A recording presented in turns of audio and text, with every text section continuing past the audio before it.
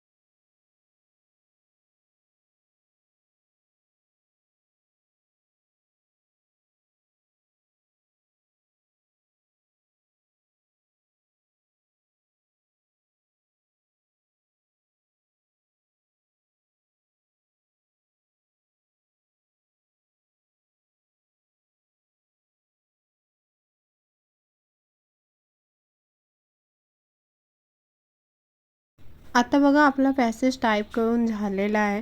तर तुम्ही एक बी क्रॉस चेक जरूर करा की काही वर्ड चुकीचा टाईप नाही झाला आहे ना, की कॉमा काही चुकलं नाही आहे ना, तुमच्याकडे टाईम असेल तर. आता मी सबमिट करते.